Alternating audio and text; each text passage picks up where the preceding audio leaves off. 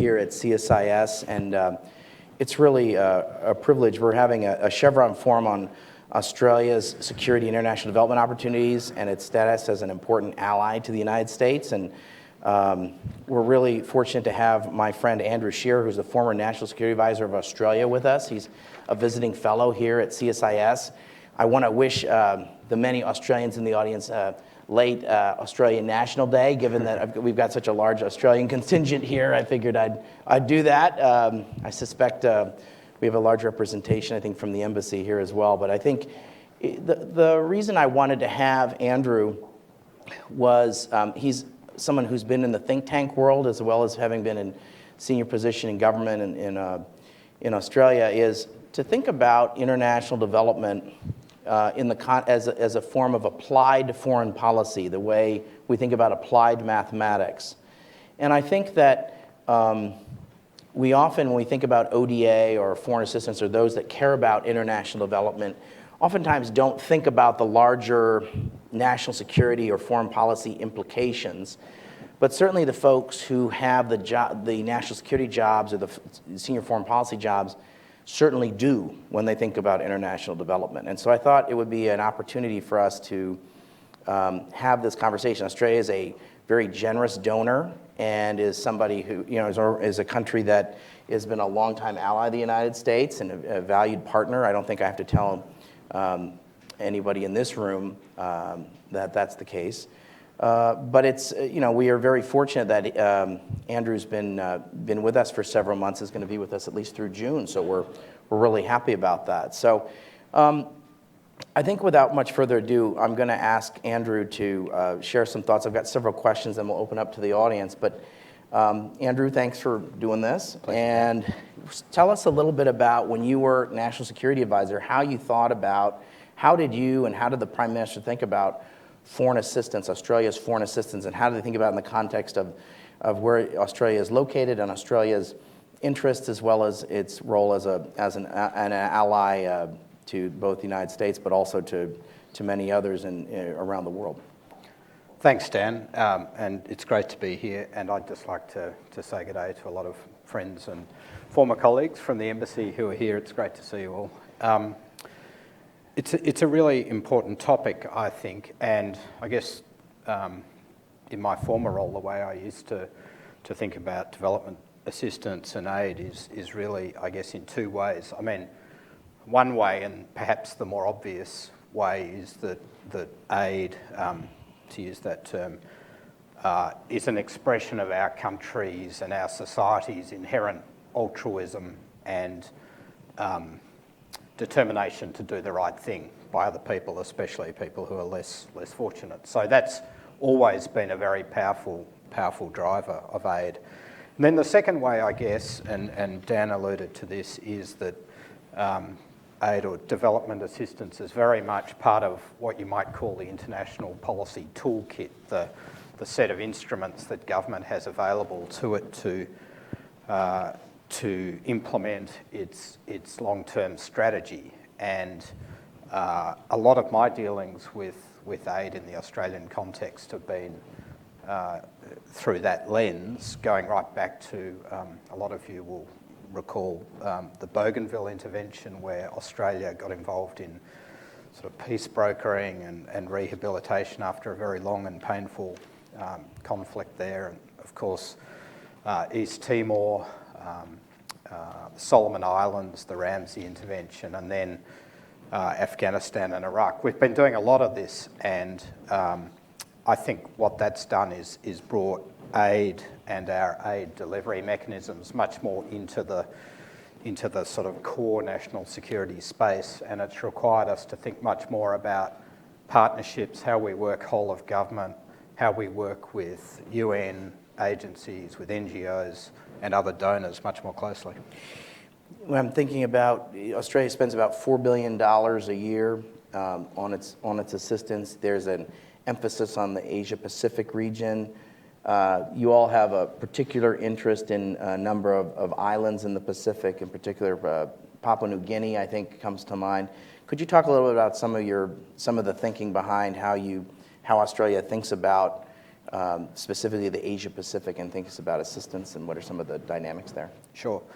I guess we tend to regard ourselves as having a special relationship with many of those smaller Pacific Island nations and a particular responsibility to look after them.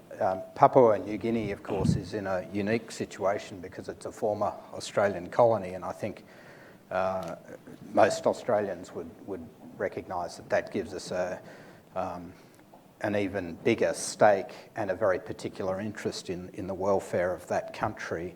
So the South Pacific is obviously very close to us, and I think that sort of altruistic impulse is very strong. There's a lot of good feeling among the Australian community for the South Pacific. But it's interesting. I mean, aid has a lot of stakeholders, and I think one stakeholder, we can talk about aid agencies, NGOs, the wider development community, other donors, recipient governments, etc.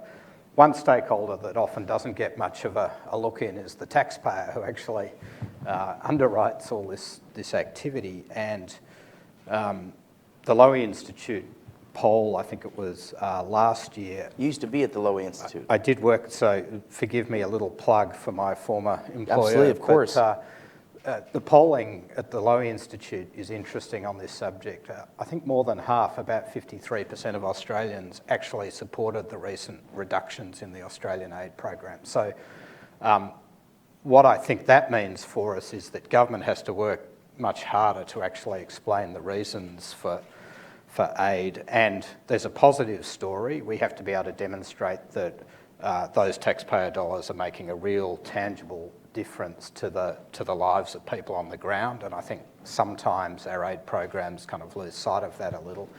And the other part of it is, going back to the national interest side of the equation, in a country like Papua New Guinea, which now has a population, I think, of about 7.5 million people, really rapid population growth, very high rates of HIV and other infectious diseases, a lot of crime, and a lot of potential to be a sort of transmitter of these things into Australia, given that it's only a few hundred kilometres away from our coast. The public has to be brought along and informed about the consequences of instability in some of these countries and the massive cost of an intervention. I mean, we've spent literally billions of dollars intervening in those Pacific countries that I mentioned earlier. PNG is a much bigger, much more complex, much more challenging task, and the cost of intervening if something goes catastrophically wrong there is very significant. I think these are the sorts of arguments we need to make to taxpayers. I think about in the US context, if you think about a context like Haiti, or a context even to some extent of some other Caribbean islands, where if there was a collapse, and we've had a couple instances here in the United States where the situation in Haiti was so untenable, tens of thousands of people got on boats, or in Right. Cuba, the Cuban government has cynically used releasing people as a way of removing dissidents, but also sort of reducing the pressure on their regime. So I know it's not just a challenge unique to Australia. You also, I look at the sorts of support that you give to PNG, financing over 600,000 school children in schools, 2,000 kilometers of PNG's most economically important roads, a total of 9,000 kilometers since 2010. You all have a big stake in PNG and have been very generous.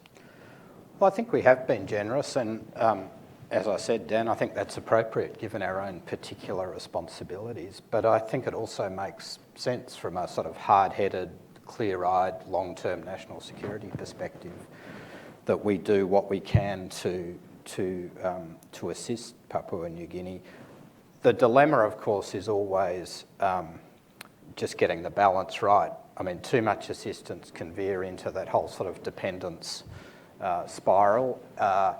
Not enough assistance can lead to some of the sorts of problems I mentioned earlier. So there's a sweet spot, and I think one of the tricks for government is finding that sweet spot, and obviously doing that very much in partnership with the recipient government.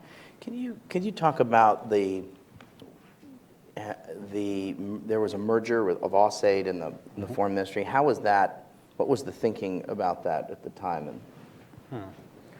Well, these things are always, any large bureaucratic reorganisation is always a bit traumatic and disruptive, especially for the people most closely involved. I think there's a spectrum of ways of organising development assistance and relating it to foreign policy in other parts of the government. I think people sometimes lose sight of some of the context here. Australia's aid agency has only been an independent entity from our Foreign Affairs Department for less than half of its total life, for a few years in the 1970s, and then again for a few years after 2010. So in some ways what's happened is a reversion to the previous status quo, but it is disruptive, and it does cause a lot of concern, I know. I think there were two key drivers really for what the government did with respect to the aid agency. The first one is really an efficiency argument. Under the previous government, there'd been a very rapid ramping up of development assistance, but there'd also been quite a sudden, substantial expansion in AusAid, particularly the sort of senior management layers of AusAid. Yeah. And there was a sense that efficiency savings were needed. I think the processing costs associated with delivering Australian aid had risen to about 7.5%, whereas the OECD average is, I think, a bit less than 5%. I'm sure there are people who can correct me if I have that wrong. So there was a sense that we needed to find some more efficiencies in the program. And then the other point was really around alignment with foreign policy, broader foreign policy objectives. Canada merged around the same time. Yeah, it's a similar approach, I guess, that the Canadians have taken. In terms of the results, I think I've got a lot of friends who were in AusAid before the merger, and I think it was very challenging. Cultural change is a difficult thing, and I think in some respects, AusAid got the rougher end of the deal. And I know that there's been some issues with morale and so on. My sense, and again, colleagues can tell me if I'm wrong, is that we've worked our way through some of that sort of difficult patch. In terms of the results, it's still very early days, but for example, the 2013-2014 aid budget was implemented in full, almost to the dollar, bang on what was estimated in the budget, at the same time as doing this massive reorganisation. So I think that's a real testament to the officials involved, both in former AusAid and DFAT officials, in bringing that together. When the Canadians did this, as you mentioned, Dan, they had a major underspend, so clearly it didn't go as well as it did in the Australian case. So there's different ways to slice and dice these things, and there'll always be debate about what's the best model.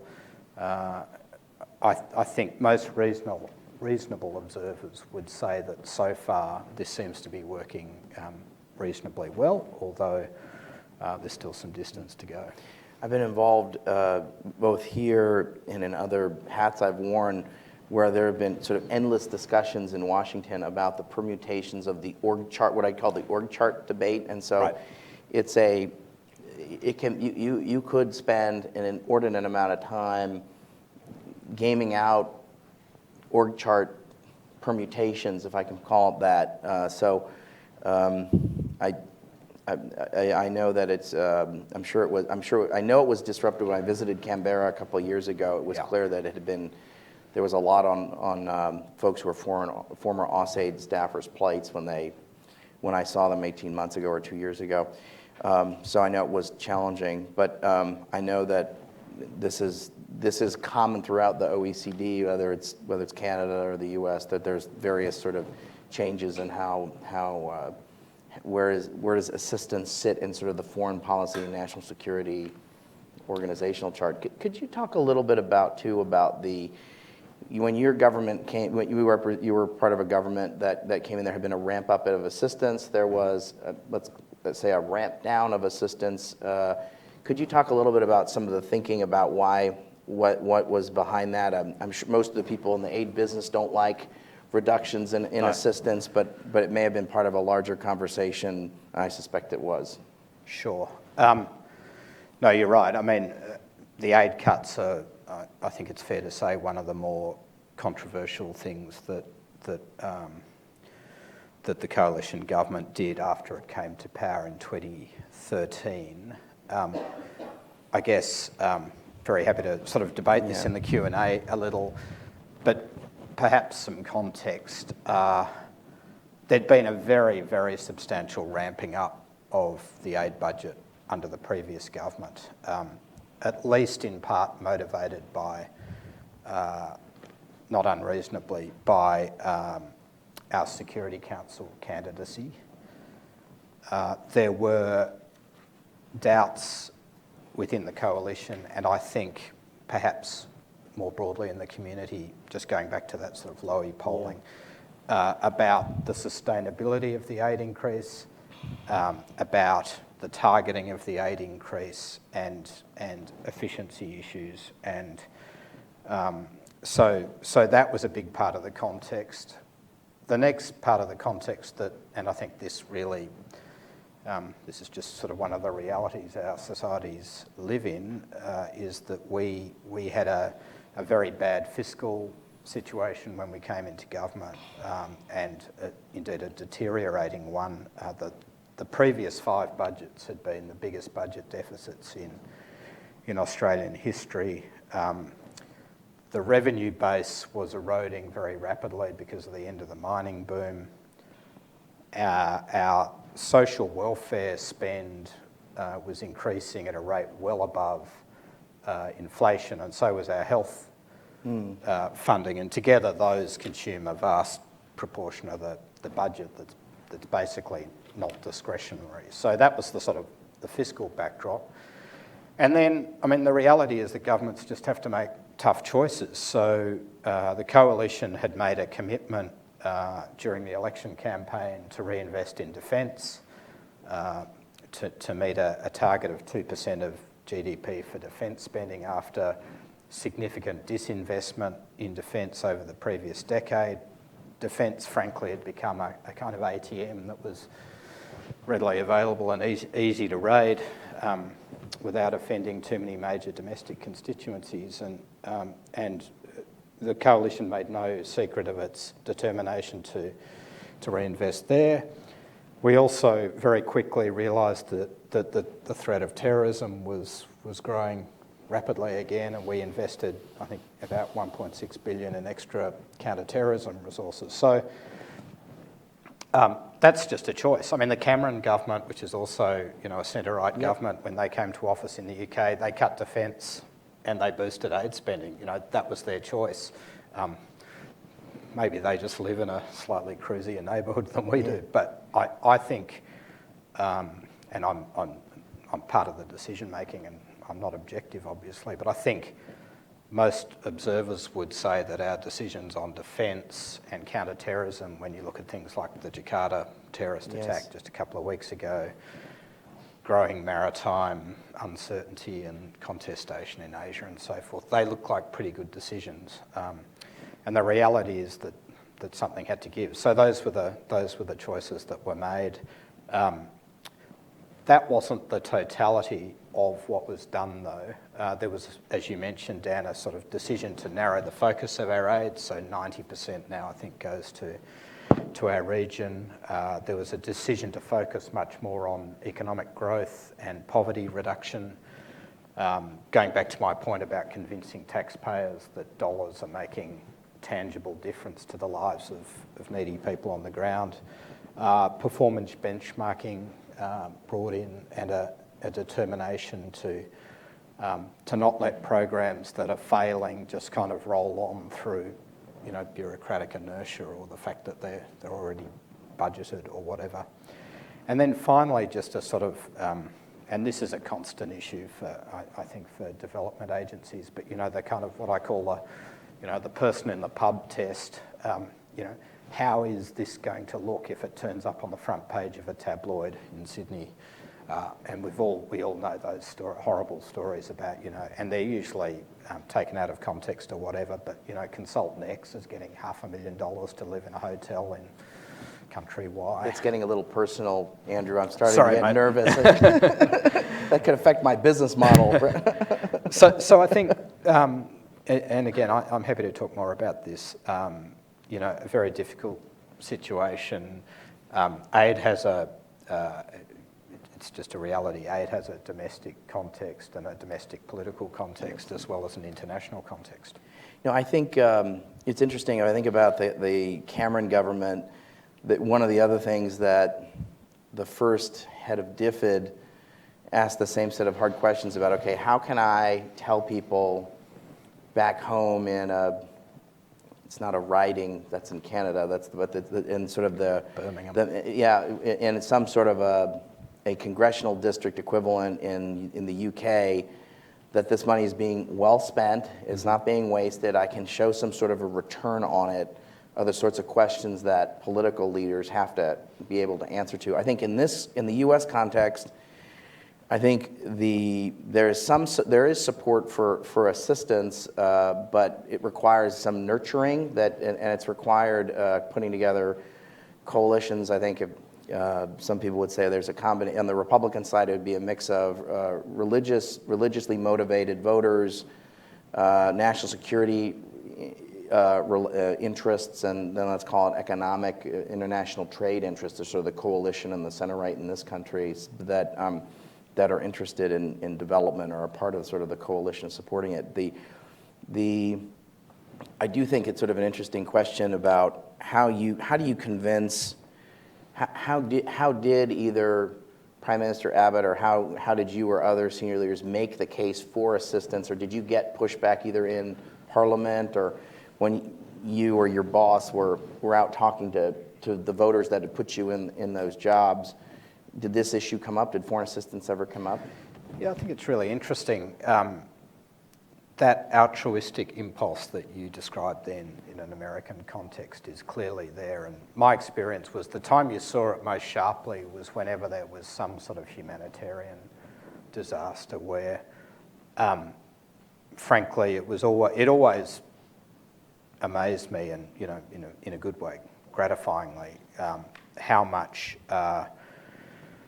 how much sort of passion and public support there is to help people in those terrible circumstances. And I guess that's kind of the world we live in with social media, and everyone's a journalist, and you see the real world impact of these disasters much more closely, and people do rally, and usually, ironically, in those situations as governments we get criticised for not doing enough. So, So I think it's there and it's very real.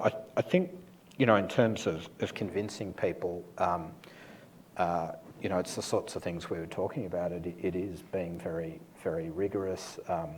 It's, again, I think, one of the issues sometimes we have is that we try to do too much and spread our aid too thinly. I mean, there are so many different stakeholders. And again, this is part of the sort of the vibrant, diverse, social media-driven world we live in, where a relatively small interest can gather a whole lot of support using social media. And one consequence, I think, of that over time is that our assistance gets, we try to be all things to all people, and we're also a bit prone to, flitting from one issue to another or one activity to another. There are fads in international development. Right. Whereas this stuff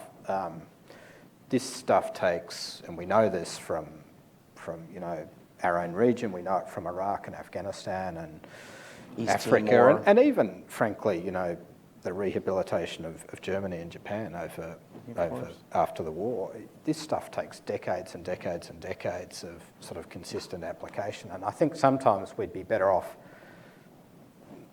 picking something and sticking to our knitting. Like we're gonna do education absolutely brilliantly in the South Pacific or whatever, and we're gonna let other donors do health or infrastructure I mean, I'm not saying it should just be education, but for example, I think there's something to be said for making bigger, longer-term investments and locking them in rather than running from pillar to post, right? Or this. Yeah, and look, there's always going to be programs. There's probably people rolling their eyes because governments are the worst at this. You know, Prime Minister goes somewhere and we roll out another aid program. You need a deliverable for the speech. But I think, and while aid always needs to be responsive, I think we do need to take a longer term. That's interesting. Let me just press on that a little bit. When I was at AIIB, I think many people who are at AIIB or at the World Bank or the folks who are from AIIB would say, well, they would agree that you need 5 or 7 or 10 years to demonstrate any kind of progress. But a lot of the pressure, or a lot of the exigencies are, let's call them foreign policy or national security or political exigencies where we're going to a G7 meeting or a G20 meeting, or we've got this crisis, and yes, we know you've got this. So I think balancing sort of these, it could be that if it's a two-way street between the AIIB folks and the foreign ministry folks, there'd be some understanding that it requires 7 or 10 years to actually see the results of some of this stuff. That's right, and again, I don't carry a particular brief for the merger, but just going back to that thought, you know, when I was a young desk officer in DFAT, you know, you had your colleagues around you, and then AusAid were in another building on the other side of the lake, and they were all over there doing their thing.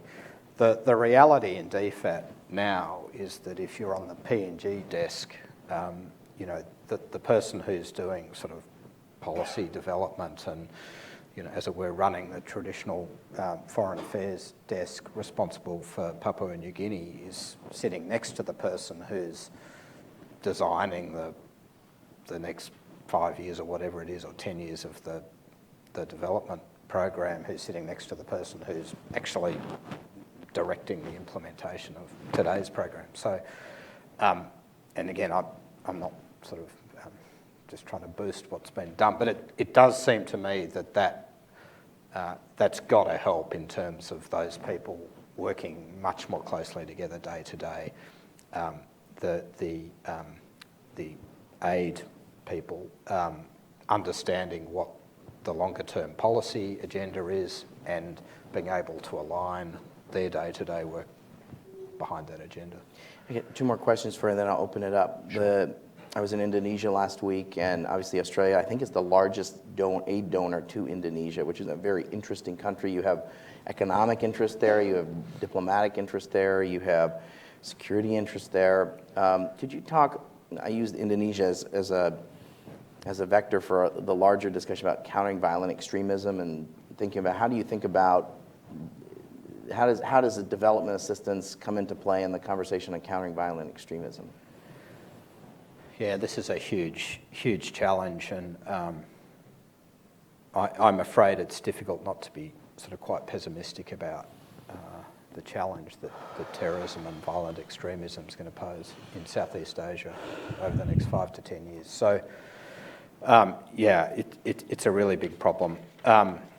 Indonesia, I think, in many ways, is a powerful sort of antidote. I mean, this is a vast country. It had a difficult sort of birth, very rough independence process, and a difficult transition to democracy, obviously. And what's, I think, remarkable is actually how it's come through that, how quickly democracy's taken root there and consolidated.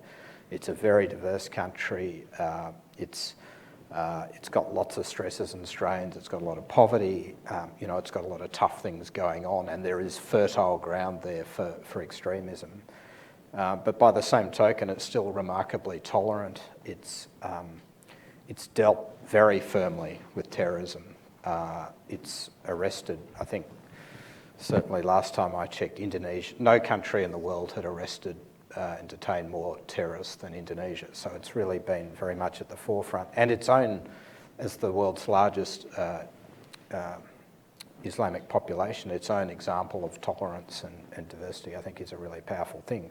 So to my mind, supporting Indonesia's success is the key to countering violent extremism. I mean, yes, you need to have these programs that try to target it, but I have to say I'm a little bit of a skeptic about some of that. I think this phenomenon is much more about dealing with ISIL in the Middle East emphatically and demonstrating that it's not going to build this caliphate and reducing the attractive power. And then domestically in a place like Indonesia, it's about doing whatever can be done to sustain economic growth and education and build infrastructure and all those things that go for a successful society, because that ultimately is the best way to marginalise this phenomenon.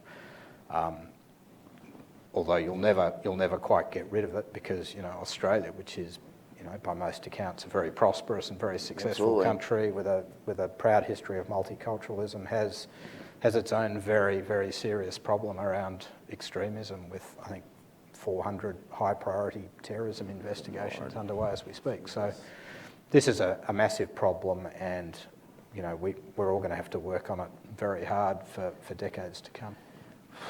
Well, the last question I have for you is, I think about Australia's economic success has often been tied to mining industry, other sectors, agriculture, energy.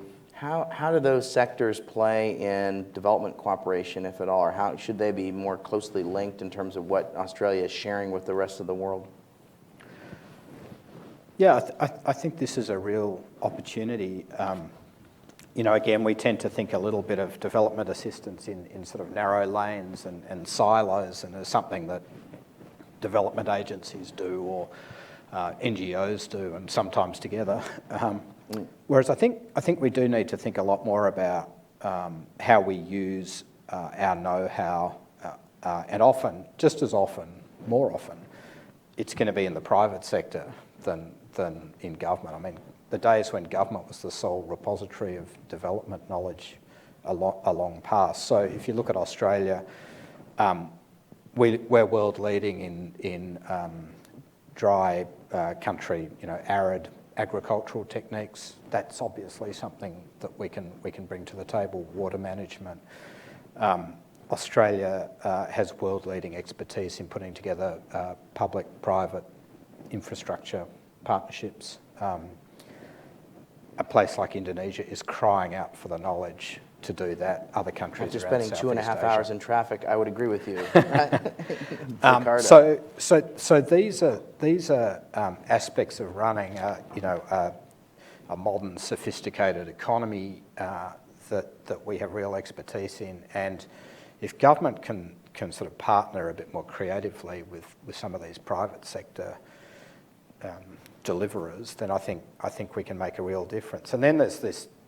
I don't pretend to understand this stuff. I'm not really a tech guy, but I was talking to someone about this: the ability with modern satellite constellations and big data to do the most extraordinary analysis of everything from, how much fertiliser a farmer in an African country should be putting down in a particular month, through to, traffic flows, where the interconnections that at the very micro level in an economy aren't joining up. If we put a bridge over this river, we can increase trade by 30%. So there's very smart stuff out there that can be brought into this with some innovative thought about partnering. Thank you. Well, you've all been very patient. I suspect there are a lot of thoughtful people in this audience that have views. So why don't we group some questions together? I see this gentleman here.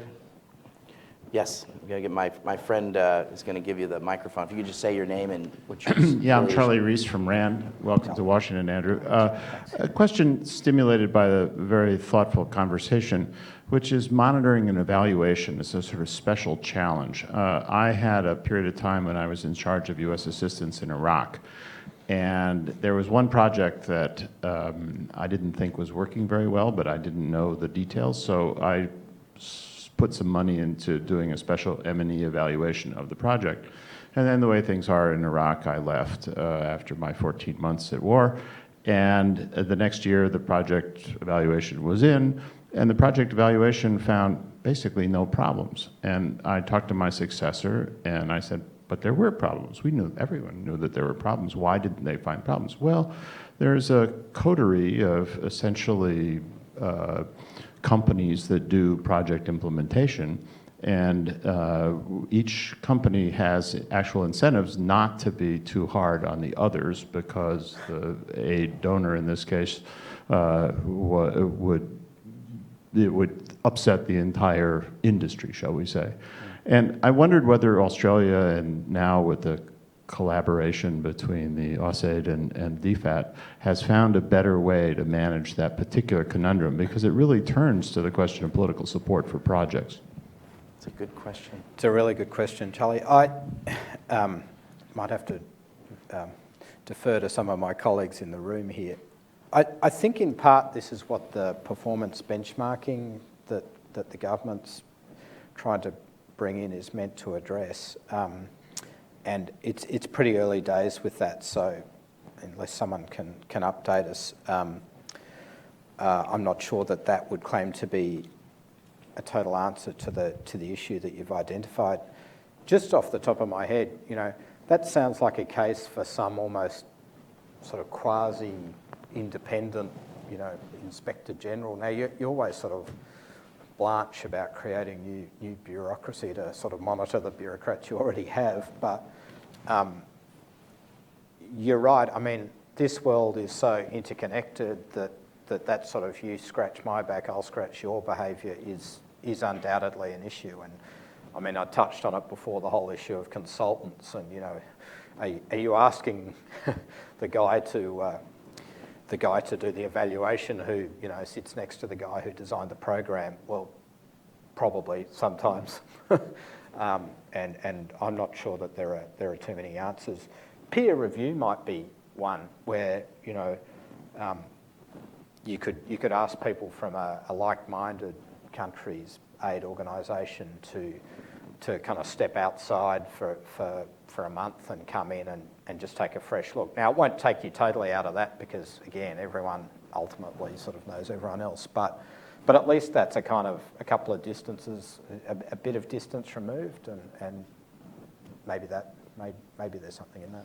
I think it's a very good question, and I mean, to do good measurement evaluation, the rule of thumb, they say as much as 5% of whatever the cost is. I mean, so some of this stuff, if you want the Cadillac M&E, it's pretty expensive, and so people will say, well, there's that issue, and I do think I don't know if the latest number is, and a lot of these folks are my friends, but I think it's something like 20 of the largest implementers in the United States do something like 80% of the work. So it's more than a community. It's an industry. I do think I think there's some implicit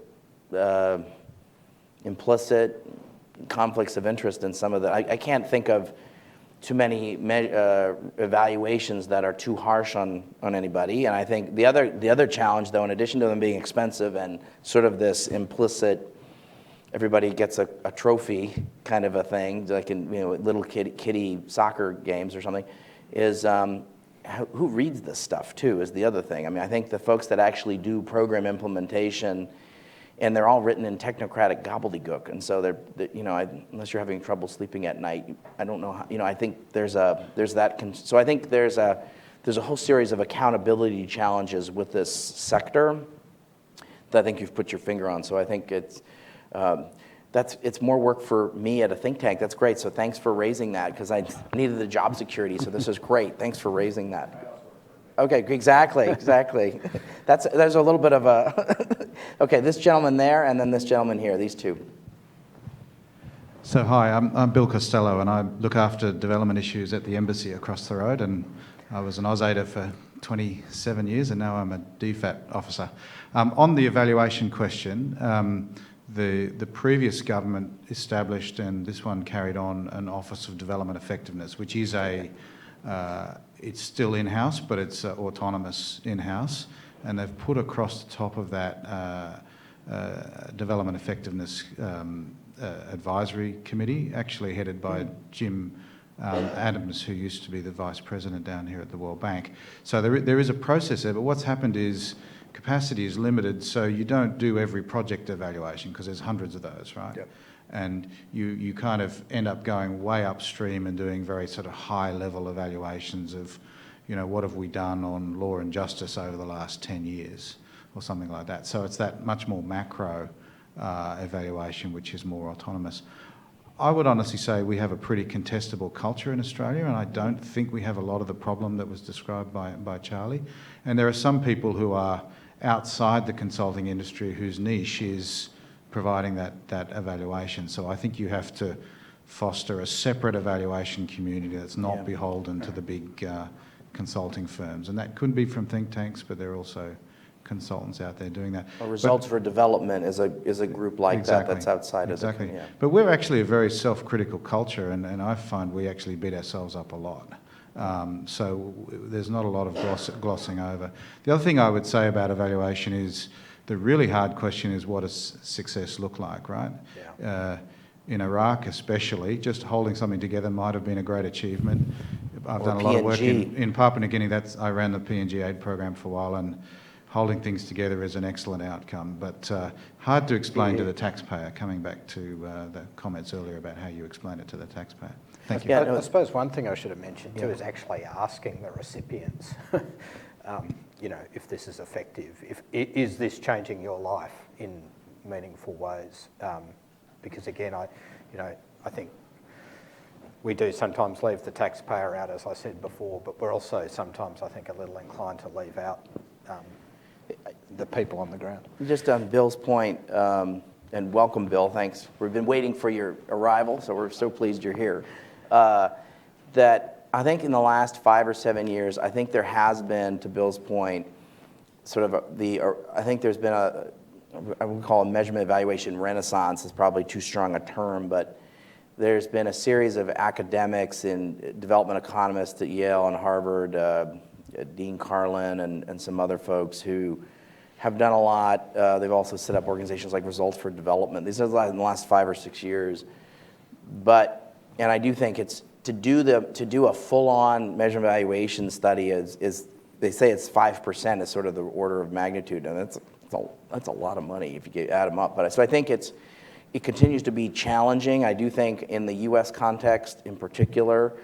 And I wouldn't be, it sounds very encouraging, the sorts of things that Bill was just describing are the sorts of things that, we ought to be looking at here as well. So I do think it will always be a challenge. And then I also think in terms of what success looks like, if I think of Haiti in the U.S. context, there's a political constituency for Haiti. There's a significant number of Haitian Americans, often in Florida, and that have a particular interest in Haiti. But if you said, okay, if we looked at the cold, hard interest of the United States on Haiti, it would be, in addition to sort of being aware that there's a significant political constituency here, you'd say, okay, well, do we want this to be a failed state that drug lords can use or terrorists can use as a base?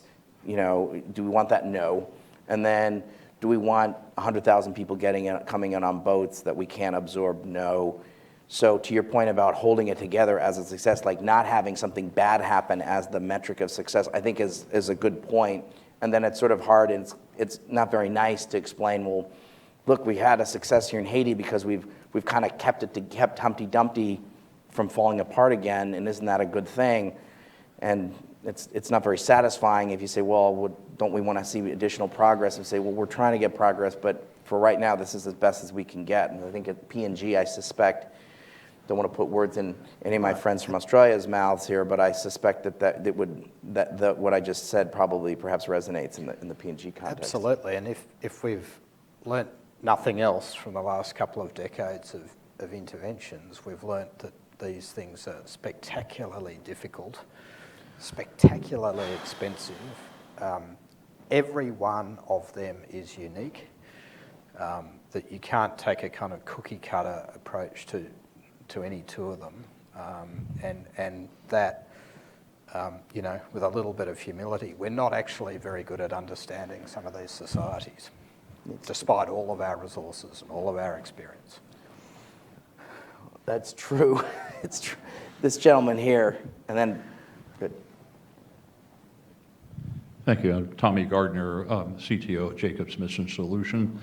I focus in data analytics and cyber, so thanks for your comments on the need for more data analytics. So see you after the event. That was not for- organized, for by the data. way. Right, exactly. You mentioned the trade-offs that are natural between aid and security and defense. And I think every government deals with the guns versus butter trades in some way, shape, or form. So I ask you if you could comment on the Australian defense policies, maybe in regards to the new submarine program or new cybersecurity efforts. Mm-hmm.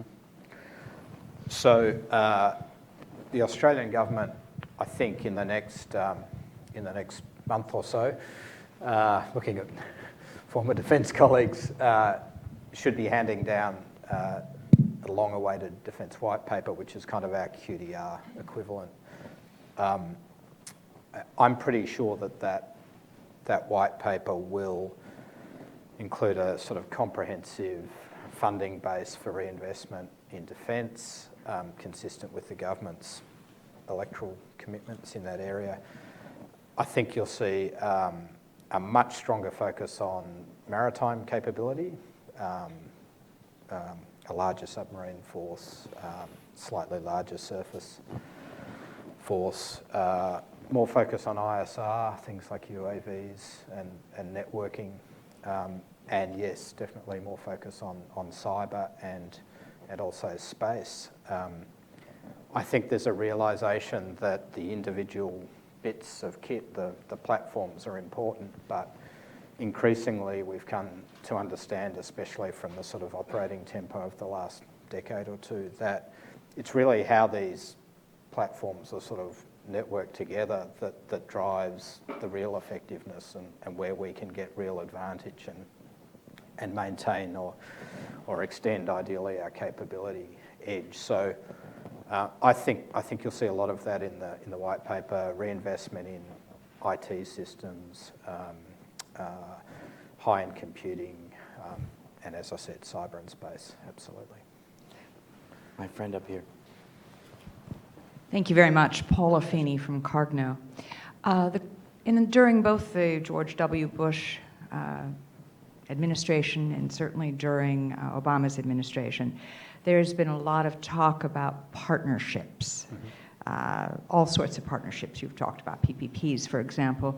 But from your point of view and where you've sat and where you're sitting and what you've read, can you give us any examples of what you would see as an effective partnership between Australia and the United States in the foreign assistance That's a good question. game? That could be something very specific as a project that you may have seen or your colleagues have talked about, or something more grand and multi-country in nature. Sure. Thank you. It's an excellent question. I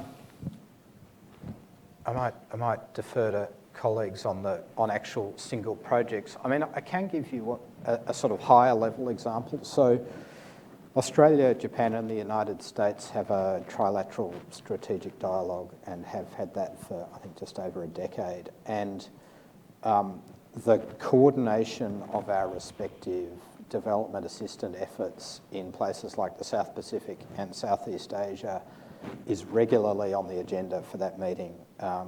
It's not quite what you're talking about, but it's, Southeast Asia has a deficiency in this area. We should do more, in a sort of macro sense to target that, and we should coordinate what we're doing so that we're not doubling up and missing things. So, I mean, I think there is movement in that direction. I believe there's a working group. There used to be certainly a working group on South Pacific development assistance issues that brought together US, Australian and Japanese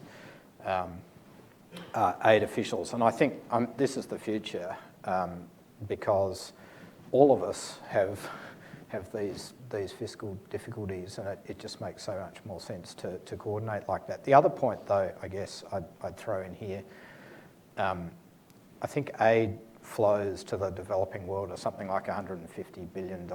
At most. something like most, that. right? Whereas remittances are 3 or 4 times that amount. Yep. Private capital is probably, I don't know, Multiples. 10 times that. Multiples. So how do we actually make sure that these things are working together rather than, cutting across each other? Seems to me almost a big, yes, we should totally, work much more closely on the ground with traditional partners, but what about all these new partners? And what about countries that until fairly recently we were giving aid to that are now giving Donors. aid themselves? Like China is very relevant in our region. China's aid program, I think, is now roughly the same size as Australia's. That's about right, yeah. If I could put it delicately, its strategic interests are not always convergent with ours. It's now an active player in a region that until fairly recently was, more or less an Australian sort of sphere. So how do we engage a donor like that? That's really hard, really challenging work, but I think really important. So sorry, that's a little bit of a broader answer, but there is some coordination at the higher level, and I think it's starting to sort of drill down into coordination on the ground. Andrew, it's a really good, thanks Paula for that. It just prompts one question for me about, could you just talk for 1 minute about the AIIB and why, were you part of that decision making to join the AIIB? Were you around for that? I certainly was. So how did Australia decide to join the Asia Infrastructure Investment Bank, which is being led by China? As you know, Japan and the United States have how do I describe it, a different view than many of our friends and allies in Europe and Australia and even Canada. This is a really interesting case study, if you like, of what's going on in the wider region. The media would have you believe that Australia said no because the Americans didn't want us to join, and then said yes because the Chinese really, really wanted us to join. It wasn't like that at all. Essentially, what we did was, and this got a lot of high-level attention at the top of the government, what we did was, if you like, a first principles analysis. What are Australia's fundamental driving interests in this case? Do we want to see more infrastructure investment in Asia? Yes. Do we want to bring China into global and regional institutions and have it play a constructive role? Yes. Do we want China to broadly adhere to the sorts of rules and principles and standards that we think should apply to finance and development assistance? Yes. We had a look at what China was proposing. There were some elements that we were comfortable with. There were a reasonably significant number of other things that we weren't at all happy with around how much control the board would have over investment decisions by the bank. And so when we were initially asked, we said no, but subject to being satisfied on these things, then we're prepared to join. We were very upfront and transparent with the US administration about our approach. And we were very transparent with Japan, which also shared a number of those concerns. And we were completely upfront with China and said, this is what it would take to have us join the bank. We appointed a high-level envoy, Ian Watt, to do some negotiations with China and with other countries. And what happened was essentially that China met the overwhelming majority of those things we'd identified. They were incorporated in new arrangements around the board, and therefore we told the US and told Japan and then told China that we'd join. And I think it's actually quite a good example of how Australia, if you like, doesn't take orders from anyone, is capable of being quite strategic, quite hard-headed about its interests, and I think it was actually quite effective diplomacy. Well, I think this is going to be a topic of great interest here, and when I next go to Canberra, I'm going to want to meet the person who's working on this, because I do think there's perhaps some degree, not necessarily sure that everyone in the United States or Japan wants AIIB to succeed. But at the same time, I do think all the points you make are the ones that if you were for joining the AIIB and Canada did it, I think South Korea did it, and most of the European allies did it.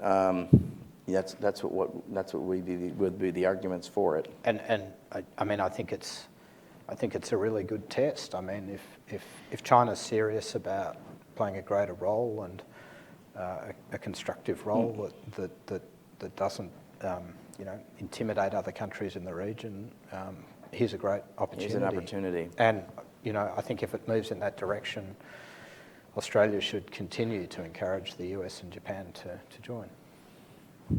Fair enough. Okay, let's get this gentleman, last question. Tell us who you are and who you're affiliated with. Yeah, sure. I'm Andrew Tanga. I'm from Atlas Corps here in the US, and I'm also representing the Foundation for Young Australians in Australia. And in Australia, my organisation kind of runs a number of exchange programs, and I am working with Atlas Corps here, who run an exchange program bringing young leaders from other countries to the US to serve in non-profits here. I was interested by your comments, Andrew, about kind of we don't always understand the cultural context of the places in which we work. And just wanted to kind of get a comment on how the value of kind of exchange programs and the importance of developing personal relationships with people from other countries' cultures in terms of maximising our impact of international development. Thanks, Andrew. It's a great question, and well done on the work you're doing, because it's really important. If you go back to the origins of Australia's development assistance, it's actually the Colombo Plan, which was all about that, basically bringing smart young people from all around our region to Australia and giving them the best possible education. And I mean, a lot of Australians know this story, but many of those people went on to become very senior business leaders and political leaders and community leaders in those societies, and forged incredibly important connections for Australia all through the region. The coalition government, when it came to office, brought in the new Colombo Plan, which is, if you like, is the mirror image of that, which is basically, and I was part of that government, but I genuinely think this is a great idea and could have very similar impact over time. This is sending thousands of young Australians into the region, so going like a reverse Colombo Plan, if you like, to do internships, to go to university, to work in philanthropic organisations all around Southeast Asia and North Asia, and to build that understanding and those connections that are just so critical. It's great. And again, you just hope that this is one of those things that is allowed to continue for decades and build on itself. It's already growing really strongly. The uptake's phenomenal. I can't remember the latest numbers, but really, really successful. And I think you're exactly right, Andrew, that if you like, that sort of personal diplomacy is just critical. And I can tell you on a number of occasions in the middle of a crisis or something, it's about finding a way to connect with another place, another government, when everything else is kind of blocked up because you're at loggerheads or whatever, and it's being able to find someone to call and get a message through. It's critical. Just if you ask former AID staff who've retired, they say the most successful AID programs were the scholarship programs where they sent tens of thousands of folks from developing countries to study in the United States to get master's degrees or PhDs in agriculture and urban planning, engineering. They want to be, or health-related topics. They became health ministers or agricultural ministers or foreign ministers or prime ministers. That stuff has paid dividends for decades. It's hard to maintain because it's expensive on the measurement evaluation question. It's on a per beneficiary basis. You'd say, well, it's $10,000 or $15,000. That is the pushback you get. Or some folks say, I just want to stay in Australia, or I want to stay in the United States. That's the other problem. But if you can figure out a way to make it work and get folks to return to their home countries, it has all sorts of benefits and dividends and having that sort of connectivity. So I really appreciate you raising that question. thank you all for coming. As you can see, this has been a very interesting conversation. I want to thank, again, my friends at Chevron for hosting this, and thank you, Andrew, for agreeing to do this. Please join me in thanking Andrew Shearer. Thanks, Dan.